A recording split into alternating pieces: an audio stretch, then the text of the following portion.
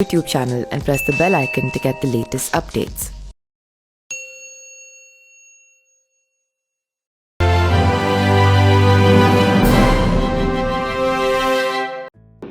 नमस्कार, मेरा नाम पिंटू सिंह यादव है और आप देखना शुरू कर चुके हैं न्यूज लाइव। दोस्तों, लोकसभा चुनाव के लिए सीट शेयरिंग को बिहार में एनडीए के बीच खींचतान जारी है। ऐसे में इंडिया गठबंधन ने सियासी शतरंज की बिसात पर एक बार चाल चली है और लोक जनशक्ति पार्टी यानी कि रामविलास के प्रमुख चिराग पासवान को राज्य में 8 और उत्तर प्रदेश में 2 लोकसभा सीटों की पेशकश की है। एक सूत्रों के हवाले से बताया गया है कि यह प्रस्ताव चिराग के लिए आकर्षक साबित हो सकता है। इंडिया कथित तौर पर पासवान को बिहार में केवल 6 लोकसभा सीटों की पेशकश कर रहा है। इतना ही नहीं, इन सीटों को उन्हें अपने चाचा पशुपति पारस और राष्ट्रीय लोक जनशक्ति पार्टी के साथ शेयर करना होगा।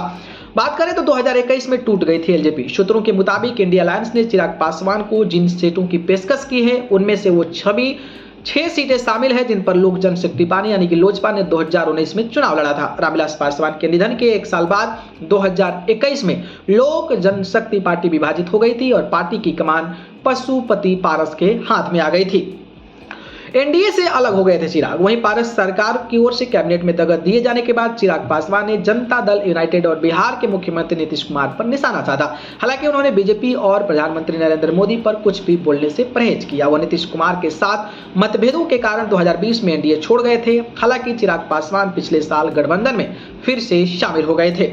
आपको पता होगा कि पशुपति पारस के साथ मतभेद जारी है। पासवान और पारस के बीच हाजीपुर लोकसभा सीट को लेकर अभी भी मतभेद है।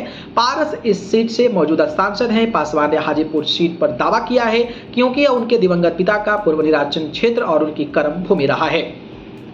क्या था 2019 का लोकसभा चुनाव का नतीजा? बिहार में भारतीय जनता पार्टी और जेडीयू ने 2019 में 17 सीटों पर लोकसभा चुनाव लड़ा था और 6 सीटों पर एलजेपी ने चुनाव लड़ा था। बीजेपी और एलजेपी ने उन सभी सीटों पर जीत हासिल की थी जिन पर उन्हें चुनाव लड़ा था। जेडीयू केवल किशनगंज में पिछड़ गई थी। सीट पर कांग्रेस ने जीत हासिल की थी। वहीं इस बार भी एनडीए सीट शेयरिंग में 2019 के फॉर्मूले को दोहरा सकती है। हालांकि इस बार एलजेपी 6 सीटें पारस और पासवान के बीच बांटी जाएगी। ऐसे में इंडिया अलायंस की चाल काम करती है तो इसे एक बूस्ट मिलेगा। अब देखना दिलचस्प होगा कि चिराग पासवान क्या एनडीए के साथ ही लड़ते हैं या फिर पलटी मारकर इंडिया गठबंधन के साथ लड़ते हैं। आपको क्या लगता है बताइएगा कमेंट बॉक्स में। धन्यवाद।